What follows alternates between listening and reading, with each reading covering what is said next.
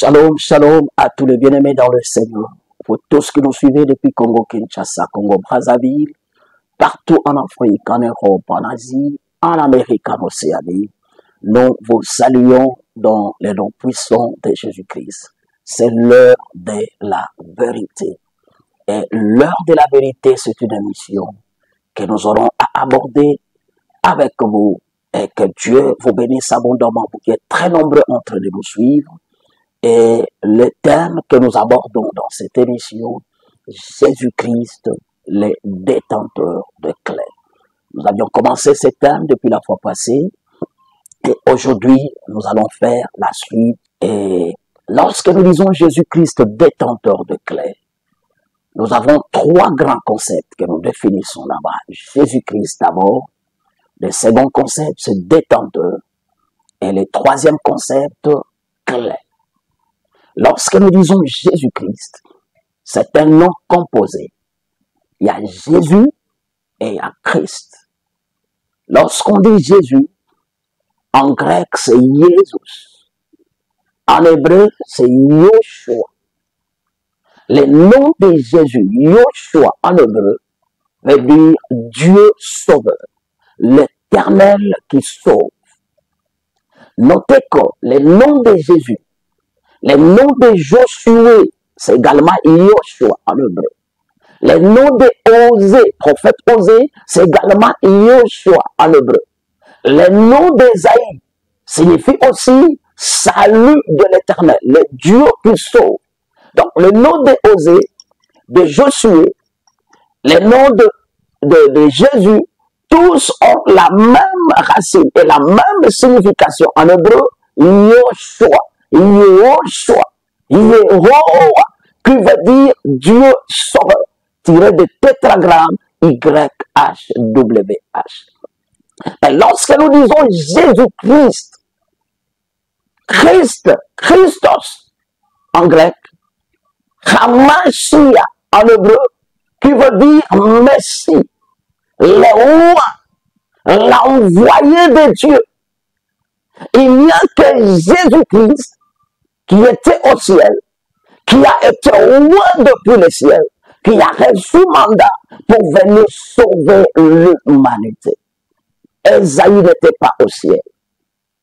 Osée, Josué n'était pas au ciel. Il n'y a que Jésus, qui est le sauveur roi, qui a été roi depuis le ciel. Et il a reçu mandat. Lorsque les 24 vieillards pleuraient, lorsque les 4 êtres vivants, personne ne pouvait chercher à se lever. Les anges puissants, personne capable de lever la main.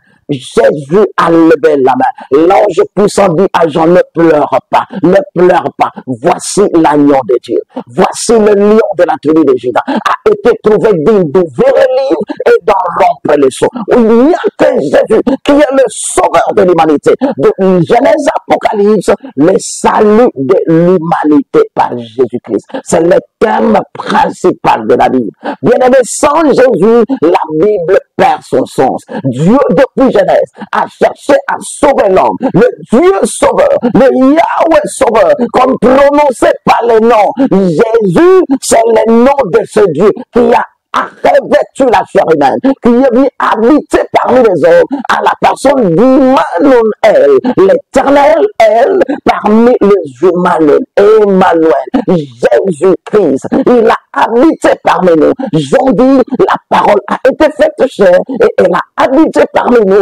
Nous avions contemplé sa gloire, gloire comme celle du Fils unique venu du Père. Et Jean dit, au commencement était la parole était avec Dieu et la parole était Dieu. Bien aimé, Jésus-Christ est Dieu, le Dieu sauveur, qui dit en Ésaïe, en dehors de moi, il n'y a point de sauveur. Or, il y a un seul sauveur. Acte 4, verset 12, il y a le salut à aucun autre. Il n'y a aucun autre nom qui a été donné parmi les hommes par lequel nous soyons sauvés. C'est seulement le nom de Jésus. En dehors de Jésus, il n'y a point de salut.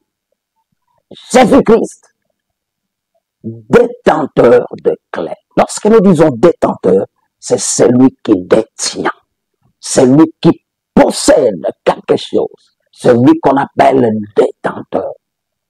Et les clés dont nous sommes en train de parler, Ce ne sont pas des clés de serrure de nos maisons, mais nous parlons de 4 clés.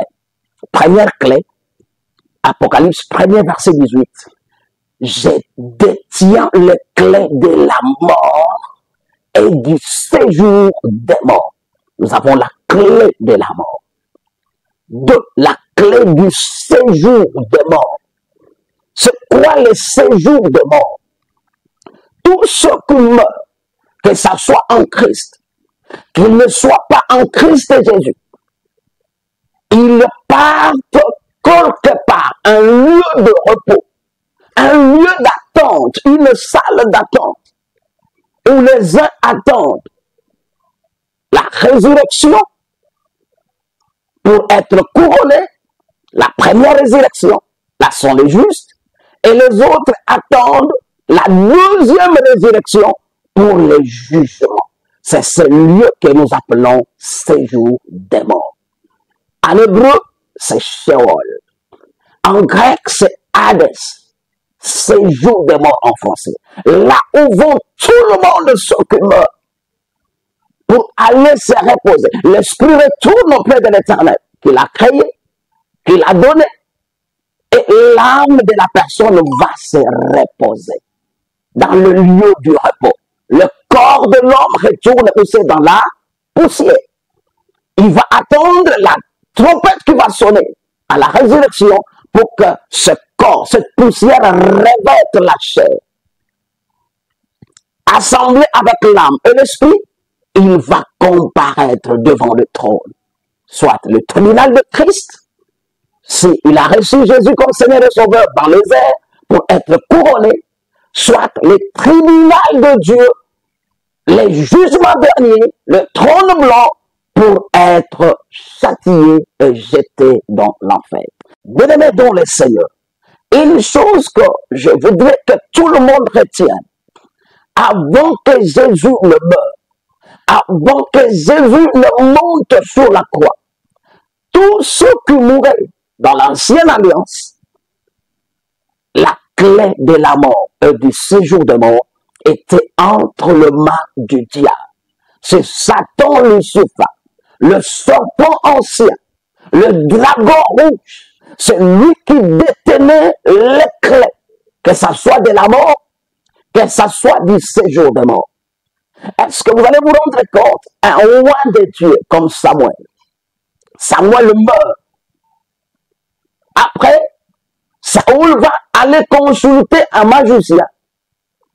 Ce magicien va évoquer l'esprit de Samuel. Une femme nécromancienne, magicienne, nécromancienne. Nécro, c'est mort, mancie, c'est pratique, c'est évocation, c'est culte. Quelqu'un qui fait des pratiques d'évocation, en culte de mort, il évoque les esprits de mort. Et elle arrive à remonter l'esprit de Samuel.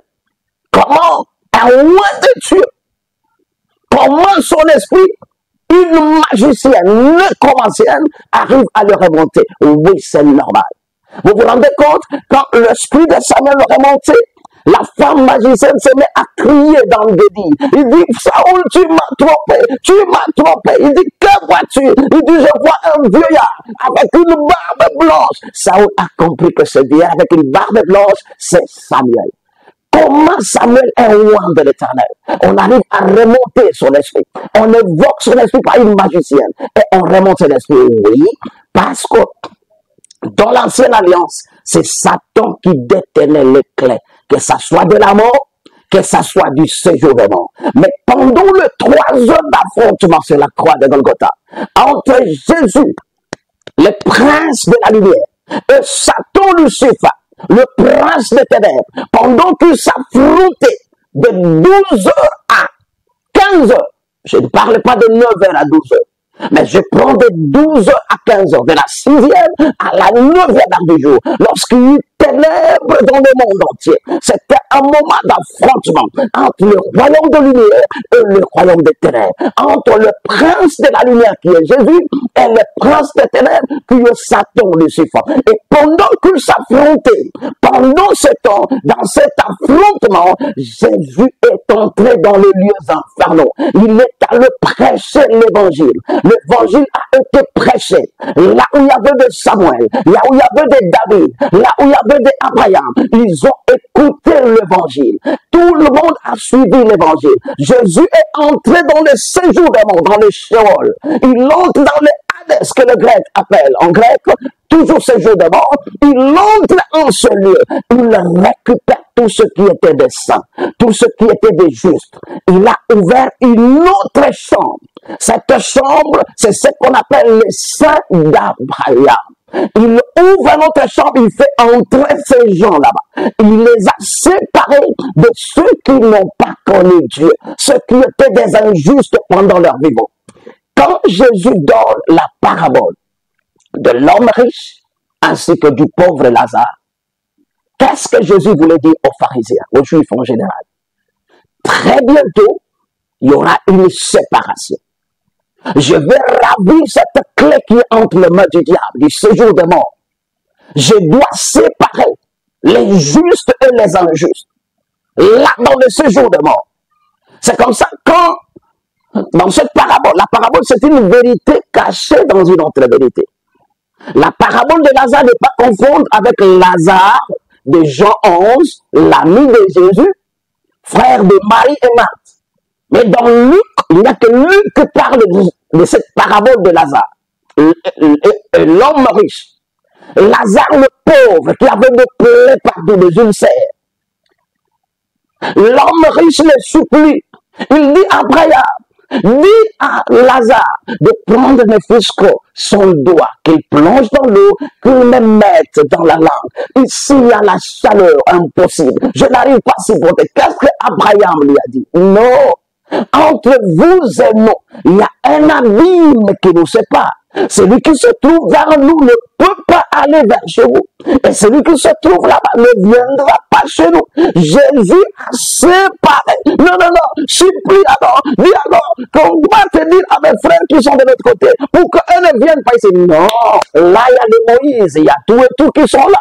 Ils vont les écouter. Il y a les Jules Massonokele qui sont là, qui prêchent l'évangile. Il y a mon père, l'archevêque Coutinho Fernando, ma mère Bishop Eddie Coutinho qui est là, qui prêche l'évangile. Ils vont les écouter. S'ils ne les écoutent pas, même quelqu'un sortait d'ici, partez, ils ne vont pas l'écouter. Bien-aimés, c'est aujourd'hui le jour du salut. Si vous écoutez sa voix, n'endurcissez pas votre cœur. C'est aujourd'hui le jour du salut. C'est aujourd'hui qu'il faut recevoir Jésus comme Seigneur et Sauveur. Bien-aimé, là dans le séjour des morts, quand Jésus est descendu, il a ouvert une autre chambre des justes. Et dans cette chambre des justes, il les a tous enfermés.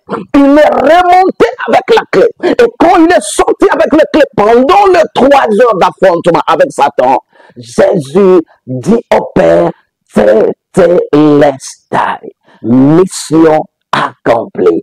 Tout est accompli. Parfaitement parfait. Tetelestai en grec signifie parfaitement parfait, complètement complet, plus de dettes à payer. La clé qui était entre les mains du diable se trouve entre les mains de Jésus. C'est comme ça dans Apocalypse 1er verset 18, je suis le premier et le dernier et le vivant. J'étais mort et voici, je suis vivant au siècle des siècles. Je tiens les clés de la mort et du séjour des morts. Bien-aimé, la clé de la mort, la clé du séjour des morts se trouve entre les mains de Jésus. Tous ceux qui meurent aujourd'hui en Christ Jésus, bien-aimés dans le Seigneur, vous les chercherez, vous évoquerez leurs esprits, vous chercherez à les envoûter, vous chercherez à utiliser leurs étoiles. Vous ne saurez pas parce que leur vie se trouve cachée, Colossiens 3, en Christ et en Dieu, la vie se trouve cachée. C'est Jésus qui détient la clé.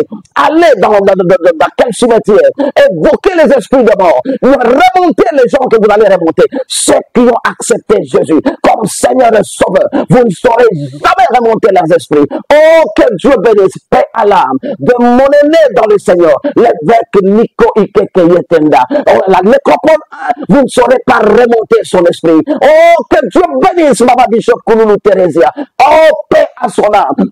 Vous ne saurez pas remonter son esprit. Que Dieu bénisse Maginelle, le révérend, la révérende pasteur Marie-Jeanne Mondo Balongo. À la nécropole 2, vous ne saurez pas remonter son esprit. Leurs esprits se trouvent cachés en Christ, en Dieu. C'est Jésus qui détient la clé. La clé de la mort et du séjour des morts se trouve entre les mains de Jésus. À la prochaine émission, nous parlerons de la clé de David ainsi que de clé du royaume. Bien-aimés dans les Seigneurs, ce n'est que Jésus qui détient ces clés, mais il les donne à qui il veut. Il a dit à Pierre, je te donne le clé. Tout ce que tu ouvriras sur la terre sera ouvert dans les cieux. Tout ce que tu fermeras sur la terre sera fermé dans les cieux. Non seulement à Pierre, il me dit aussi dans Matthieu 18 à 19. Oh, là où 2 ou 3 sont assemblés à mon nom, je suis au milieu d'eux. Tout ce que lieront sur la terre, pas seulement Pierre, toi qui as Jésus, tout ce que lieront sur la terre sera lié dans les cieux. Tout ce qu'ils fermeront sur la terre sera fermé dans les cieux. Bien-aimés dans le Seigneur, ce n'est qu'en Christ Jésus où nous avons le pouvoir, nous avons l'autorité, nous avons la domination, nous avons le pouvoir de contrôler le monde des ténèbres et rien ne pourra vous nourrir. Je vous ai donné le pouvoir de marcher sur le serpent, sur le scorpion et sur toute la puissance de l'ennemi et rien ne pourra vous nourrir. À tous ceux qui l'ont reçu, qui ont reçu Jésus, qui ont cru en son nom, il leur a donné ce pouvoir. Oh, bien-aimé dans le Seigneur, as-tu accepté Jésus? Persévère dans cette voie.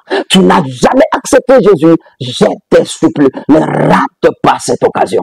Oh grand Dieu, je viens te recommander, tous les bien-aimés qui nous suivent depuis les 4 coins du monde, ceux qui n'ont jamais accepté Jésus, aide-les en ce moment de donner leur vie à Jésus, qu'ils marchent en Christ Jésus. Jésus, c'est toi le détenteur de clés. Et ce clé, que ce soit de la mort, du séjour de mort, de David, du royaume, tu les donnes à quiconque t'est accepté comme Seigneur et Sauveur. Donne-leur la capacité de diriger, donne-leur l'autorité, donne-leur le pouvoir, donne-leur, oh grand Dieu, les atouts, afin que dans le monde visible et dans le monde visible, qu'ils soient la tête, jamais la queue, qu'ils commandent et dirigent. Tu leur donnes le pouvoir de marcher sur le serpent, le scorpion et sur toute la puissance de l'ennemi. Alors rien ne pourra les nuire. Je déclare en ce moment et décrète toute personne qui était bloquée, que tout en lui se débloque. Toute personne qui était malade, je la déclare guérie, quelle que soit la cause, quelle que soit la durée, quelle que soit l'origine de sa maladie. Oh, je lève le tendard de la croix de Golgotha, que la guérison venant du ciel soit octroyée à quiconque je suis en ce moment, depuis le 4 coins du monde, dans les noms puissants de Jésus. Je le fais entrer dans le terrain et de tout est accompli. Ils sont la tête, jamais la queue. Ils sont couverts sous l'ombre de tout puissant dans les noms puissants de Jésus. Nous disons merci Seigneur Jésus-Christ. Victoire au nom de Jésus-Christ. Et 3 fois nous disons Amen. Amen. Amen. À la prochaine. Que Dieu vous bénisse abondamment. Shalom. Shalom.